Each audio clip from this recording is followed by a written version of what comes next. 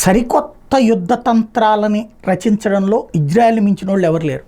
14 దేశాలు ఒక్కసారిగా తన మీద యుద్ధానికి రేపు పొద్దున 6 గంటలకని టైం ఫిక్స్ చేసుకుంటే 4 గంటల ముందే వాటి మొత్తాన్ని ఒక్కసారిగా దెబ్బకొట్టి వాటికి కీలకమైనటువంటి ప్రదేశాలను దెబ్బకొట్టి ఈరోజు వరకు మళ్ళీ తన మీదకి దాడి చేయాలన్న ఆలోచన రావాలన్న భయపడే స్థితిని సృష్టించగలిగింది ఇజ్రాయెల్. అంతటి శక్తివంతమైన వ్యూహకర్త అని మళ్ళీ తాజాగా మొన్నొకసారి నిరూపించింది. ఆ ఇజ్రాయెల్కి ఇరాన్ అండతో ఉన్నటువంటి ఉగ్రవాదులు షాకిస్తే వెంటాడి వేటాడుతున్నటువంటి ఇజ్రాయెల్ ఓ పక్కన విచిత్ర వ్యూహాలు అనుసరిస్తోంది. అందులో భాగంగా ఎవ్వరికీ తెలియంది, ఈ తరంలో ఇప్పుడు మర్చిపోయి ఉంటారు, మేము యంగ్స్టర్స్గా ఉన్న దశలో పేజర్లు అనే ఒక సిస్టమ్ ఉండేది. అంటే ఇవాళ సెల్ ఫోన్లు వచ్చినాయి. గతంలో మేము ఫస్ట్ ఫీల్డ్లో ఉన్నటువంటి తొలినాళ్లలో అయితే ల్యాండ్ ఫోన్లే, ఆ తర్వాత కాలంలో పేజర్ల సిస్టమ్ వచ్చింది.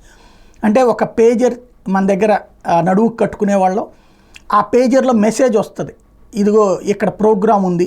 మేము సిటీ కేబుల్లో ఉన్నప్పుడు ఉండేదన్నమాట, ఇక్కడ ప్రోగ్రామ్ ఉంది వెళ్ళండి అని. అంటే మనం పేజర్ కంపెనీకి ఫోన్ చేసి చెప్తే ఆ పేజర్ కంపెనీ వాళ్ళు మనం నెంబర్కి మెసేజ్ ఇస్తారనమాట. ఏ నెంబర్కి మెసేజ్ ఇవ్వాలో పేజర్ కంపెనీకి మనం చెప్పాలి. మనం ఎవరు మెసేజ్ ఇస్తున్నామోతో సహా వాళ్ళు అందులో మెన్షన్ చేస్తారనమాట. లేదా దాంట్లో ఎవరు చెప్పాలో వాళ్ళు మాత్రమే చెప్పాలన్నటువంటి నిబంధన కూడా ఉంది. అట్లాగా పేజర్లను వాడుతున్నారు వాళ్ళు, ఎందుకంటే అది ఎన్క్రిప్టెడ్, ఎవరికి తెలియదు. సైబర్ సిస్టంలో అయితే ఇజ్రాయెల్కు ఉన్నటువంటి పరిజ్ఞానం తెలుసు కాబట్టి ఈ తీవ్రవాదులు లెబనాన్ వాళ్ళు, హెజ్బుల్లా వాళ్ళ, హౌతీల, సిరియాలో ఉన్నటువంటి Islamic resistance force, Islamic jihadist force ఇట్లాంటి వాళ్ళందరూ కూడా పేజర్లు వాడుతున్నారు.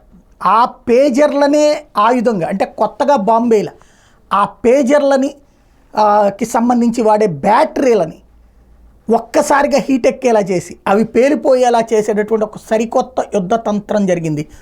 ఒక్కసారిగా వేలాది పేజర్లు 2 చోట్ల, అటు సిరియా, లెబనాన్, ఈ 2 చోట్ల ప్రత్యేకించి తీవ్రవాదులే వాడతారు. అక్కడ తీవ్రవాద మద్దతుదారులే వాడతారు పేజర్లు.